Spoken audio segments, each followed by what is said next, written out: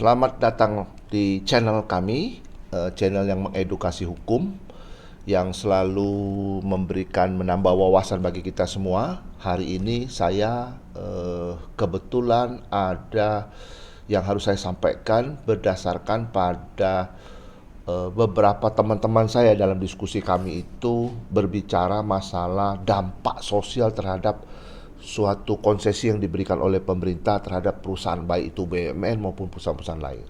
Jadi kita berbicara masalah konsesi ini bisa konsesi di bidang kehutanan ya, bisa di tambang ya, bisa di minyak ya, bisa di segala area ya. Jadi bisa di segala bidang gitu ya. Nah, saya akan berbicara masalah tambang ini, tambang batu bara khususnya gitu ya. Jadi kalau pemerintah sebelum memberikan kepada satu badan hukum ataupun Rehpersut ini konsesi itu adalah hak pengelolaan ya. Hak kepengelolaan ini dimulai dari izin yang diberikan oleh pemerintah. Saya singkatkan aja ya, IUP-nya lah kurang lebih seperti itu. Nah, sebelum ini diberikan sudah pasti itu pemerintah ya akan melakukan beberapa tahapan-tahapan, bukan hanya langsung diberikan izin, tapi ini melalui mekanisme yang panjang gitu ya. Pertama yang dilihat itu adalah RT RW-nya ya, rencana tata ruang wilayahnya ini. Ini wilayah ini untuk apa sih sebenarnya?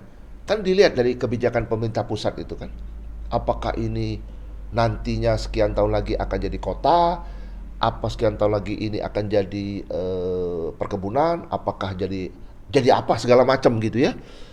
Ini mesti dilihat dulu. Nah, kalau RT RW ini, oh ini cocok ini untuk pertambangan misalnya seperti itu ya, karena kelihatan bahwa hutan yang ada di sini tidak produktif, artinya dia tidak menghasilkan kayu ya, yang dalam hitungannya itu sekian hektar menghasilkan sekian meter kubik kayu, itu dinamakan misalnya hutan produktif. Kalau yang misalnya tidak produktif itu hutan yang kalau menghasilkan kayu tidak banyak lah seperti itu. Walaupun tetap juga ada hutannya seperti itu.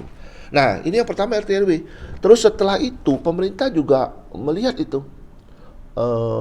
Biasanya dari geologis yang mengecek gitu ya, apakah area ini ada deposit yang dikandung di dalam tanah itu worth it atau tidak, ataupun signifikan atau tidak. Kalau tidak signifikan diberikan kan nggak ada arti, nilai ekonomisnya tidak ada. Ini yang penting yang dilakukan oleh pemerintah ya. Apakah itu ada sebanyak berapa lama ini bisa dieksplor, berapa banyak bisa ditambang sebagai itu, nanti geologis yang menentukan. Oh, ini tambangnya sekian juta ton, metrik ton, bla bla bla, itu urusannya seperti itu ya. Nah, setelah itu masuk lagi, dilihat lagi area itu apakah ada penduduk atau tidak. Ya kan, apakah ada semacam hunian ya di situ, terus juga ada katakanlah flora fauna, mungkin ada flora fauna tertentu yang hidup di sana, ya kan, ada segala macam yang bisa dilihat di situ.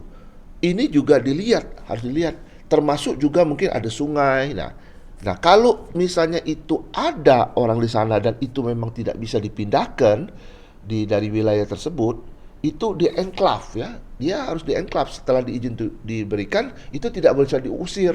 Kenapa? Karena itu merupakan habitat orang, habitat makhluk yang hidup di sana. Itu yang saya mau sampaikan. Jadi penilaian ini merupakan hal yang sangat-sangat penting ya. Di samping itu juga ada juga namanya penilaian terhadap kemampuan nih. Ini kita sudah bicara nih ya. Prosesnya seperti itu. Saya singkat-singkatkan karena itu panjang kalau mau dijelaskan.